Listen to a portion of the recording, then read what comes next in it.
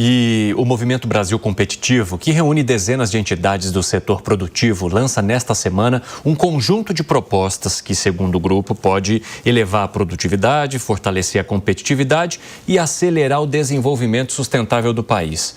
Vamos entender então quais são essas propostas? Nós recebemos aqui a diretora executiva do movimento, que é a Tatiana Ribeiro. Tatiana, seja muito bem-vinda, obrigado por nos atender neste domingo. E eu gostaria de saber o que essas propostas trazem de elemento principal que favoreça de maneira tão positiva assim, principalmente a produtividade aqui do Brasil. Boa tarde.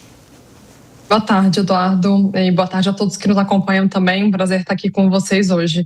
Bom, a gente lançou essa agenda na semana passada, na verdade, durante essa semana, né?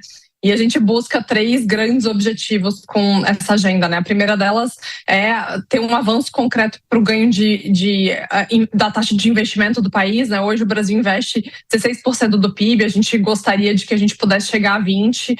O segundo desafio está em torno do ganho de competitividade, então, inclusive, nessa semana saiu a atualização do ranking do IMD, e o Brasil, ele caiu diversas posições, a gente está hoje na posição 65, e a gente propõe que o Brasil possa chegar a ser um dos 30 mais competitivos do mundo, tá?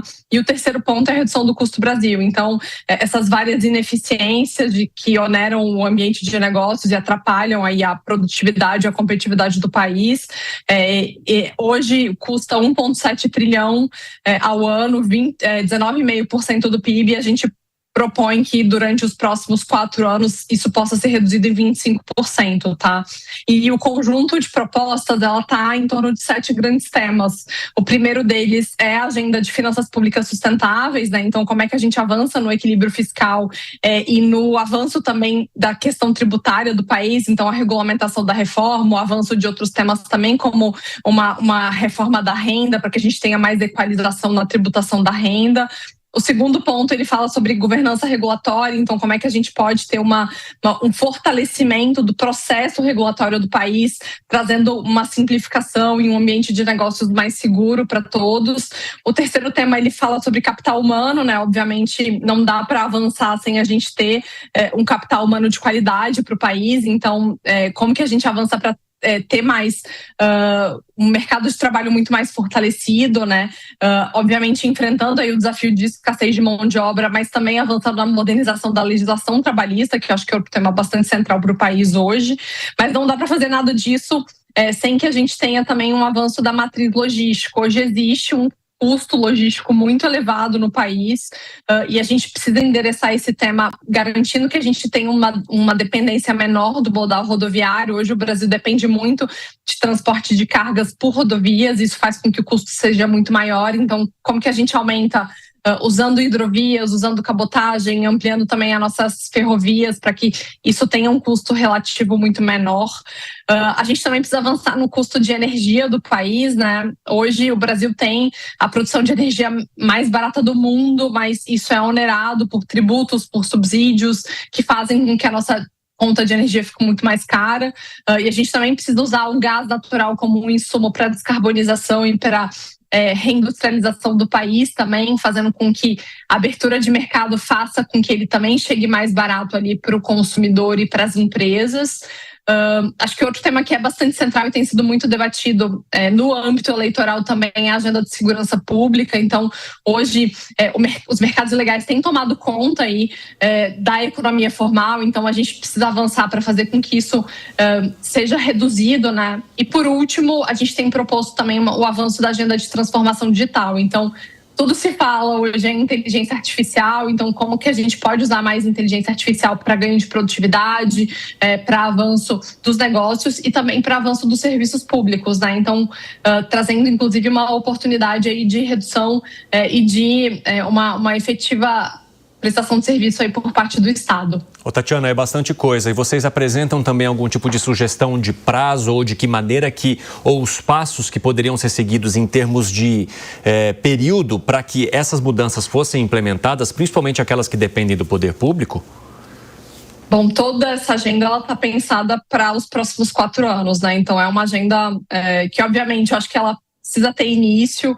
A gente sabe do desafio que que é efetivamente implementar mudanças desse calibre. Então, acho que tem um desafio também de garantir que leis sejam aprovadas, sejam implementadas. Então, tem todo um processo de regulamentação e a gente tem acompanhado isso de perto. Para cada um desses grandes temas, a gente tem um conjunto de propostas, tá? São mais de 60 propostas que esse documento tem proposto, e muito na ideia da gente poder contribuir com o debate público, né? Então, nesse momento, a gente tem feito a entrega desse documento para presidentes partidários, para candidatos à presidência da República, com o objetivo de conseguir pautar, nesse momento, os planos de governo e as agendas, né, que podem entrar em vigor e que vão ser a realidade do Brasil aí no próximo ano. Ô, Tatiana, eu queria saber também como é que vocês avaliam a necessidade dessas implementações, dessas mudanças, diante de uma agenda que tem crescido bastante no Congresso Nacional e que promete avançar por conta do teor político dela, que é o fim da escala 6x1. Porque eu trago que a produtividade foi uma das questões mais debatidas quando se falou da redução da escala ou da jornada de trabalho aqui no país. Então, muitos institutos que se colocaram críticos a essa proposta disseram que o Brasil não tinha a produtividade ou a eficiência necessária para suprir aquilo que o fim da escala 6x1 provocaria nos setores. Como é que vocês trazem esse elemento dentro também daquilo que vocês estão apresentando como soluções para o Brasil, não só em relação à escala 6x1, mas o quanto isso traz certa factualidade para esse documento que vocês apresentarão?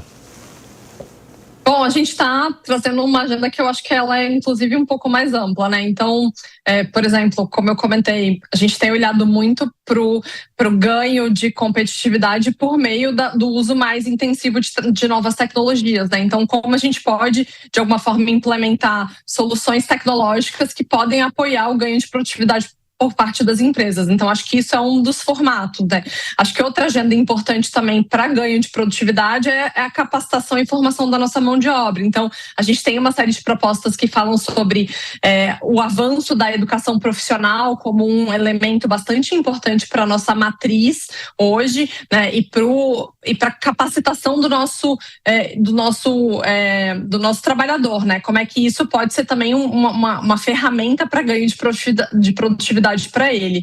E eu acho que um outro tema, né, que está muito alinhado a essa discussão é também como a gente pode ter um melhor ambiente de negócios do ponto de vista trabalhista, né? O Brasil hoje tem uma judicialização que é muito elevada, né? Quando a gente compara isso à média da OCDE, dos países da OCDE, a gente está muito acima, né? O Brasil tem processos por habitantes de uma forma muito mais elevada. Então, a gente também precisa garantir que haja uma modernização das relações do trabalho para que isso também acompanhe uma redução de processos trabalhistas e possa trazer uma maior segurança jurídica para os empresários, né? Então, eu acho que apesar de existirem uma série de necessidades e de avanços, eu acho que a gente precisa fazer esse conjunto de coisas ao mesmo tempo, né? Para que a gente possa avançar olhando para os vários lados, ao mesmo tempo que você vai ter uma melhor qualidade de vida e por parte dos trabalhadores, né? Com a redução dessa escala de trabalho, a gente precisa ter ferramentas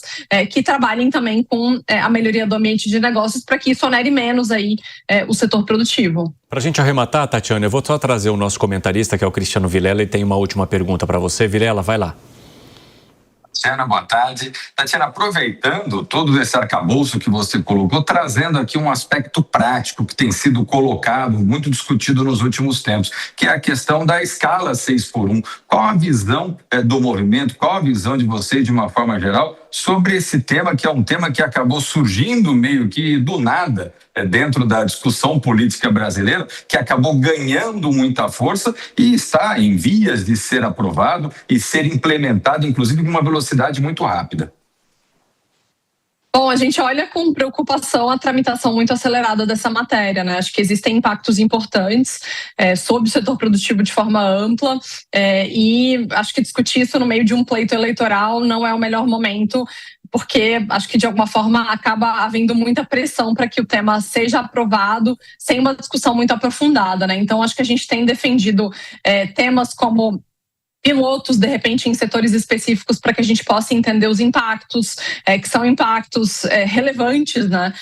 E, obviamente, um período de transição para que as empresas possam se adaptar e olhar para isso com mais cuidado. Mas a gente vê com muita preocupação e a gente gostaria que pudesse haver uma maior discussão sobre esse tema, porque eu acho que os impactos realmente podem ser profundos. E, ao mesmo tempo, acho que também existe um mérito da agenda, né? Uma agenda que todos desejam, obviamente, uma melhoria da qualidade de vida do trabalhador, mas acho que existe uma preocupação com o ganho de produtividade. O Brasil ainda não avançou nessa agenda, é uma agenda que tem estado estagnada aí pelos últimos 30 anos, né? E a gente tem dificuldades realmente em avançar no ganho de produtividade da economia, né? E a produtividade do trabalhador brasileiro. Então, acho que a gente olha com preocupação, em especial pela tramitação muito acelerada da matéria. Tatiana Ribeiro, muito obrigado por conversar conosco nessa edição do Fast News. Um ótimo domingo para você. As portas estão sempre abertas por aqui, viu? Obrigada, Eduardo. Obrigada a todos que nos acompanham. Foi um prazer. Um abraço para você. Até mais.